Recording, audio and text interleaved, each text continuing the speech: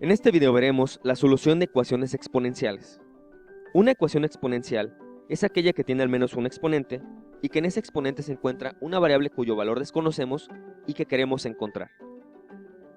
Resolver una ecuación, sea el tipo de ecuación que sea, significa encontrar ese valor de las variables que desconocemos de tal manera que la igualdad se cumpla o se mantenga verdadera. Para poder lograrlo tenemos que aplicar el procedimiento que conocemos como despejar, que significa dejar de un lado de la igualdad la variable que desconocemos mientras que pasamos uno a uno los demás elementos al otro lado, aplicando las operaciones contrarias a la que cada uno de esos elementos estén realizando a la variable que queremos encontrar. La operación contraria a la exponencial es el logaritmo, que a pesar de que parece una operación difícil y hasta fea, tiene propiedades que nos van a ayudar como herramientas para resolver este tipo de ecuaciones exponenciales. En este primer ejemplo tenemos que 2 elevado a la x dividido entre 3 es menos 1 es igual a 29 tercios.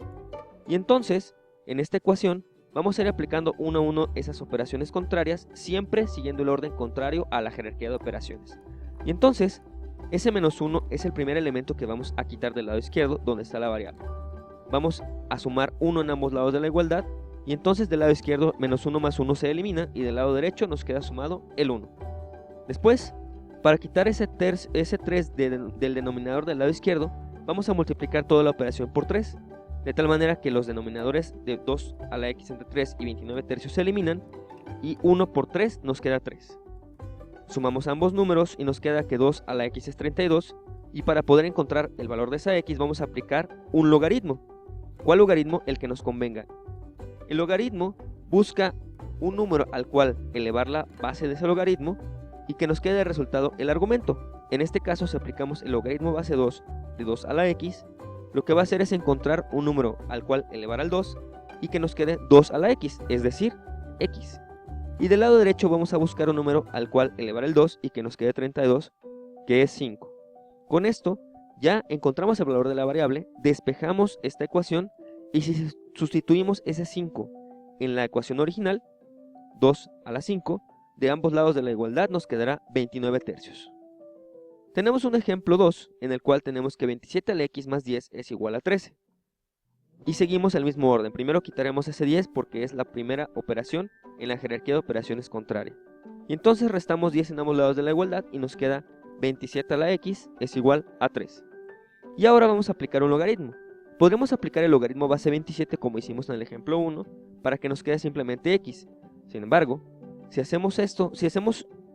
utilizamos otro logaritmo que sea mucho más útil, por ejemplo el logaritmo base 3, vamos a resolver más fácilmente esta ecuación. ¿Por qué? Porque si buscamos un número al cual elevar el 3 y que nos quede de resultado 3, será 1. Y del lado izquierdo de la igualdad, lo que vamos a hacer es utilizar una de las propiedades de los logaritmos que nos dice que si tenemos un argumento elevado a una potencia, esa potencia la podemos sacar del logaritmo y multiplicarla por el logaritmo de simplemente la base de lo que nos queda dentro del argumento. Es decir, sacamos esa x y nos queda x por el logaritmo base 3 de 27, y del lado derecho ya resolvimos el logaritmo base 3 de 3, que nos queda 1. Logaritmo base 3 de 27, de nuevo es encontrar un número que al elevar el 3 nos queda resultado 27. Y ese número es 3.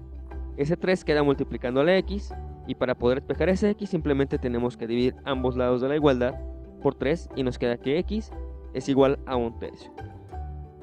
Este es el procedimiento que tenemos que aplicar para resolver todas las ecuaciones exponenciales. Simplemente tenemos que ir aplicando uno a uno a las operaciones contrarias y utilizar el logaritmo y sus herramientas cuando sea necesario.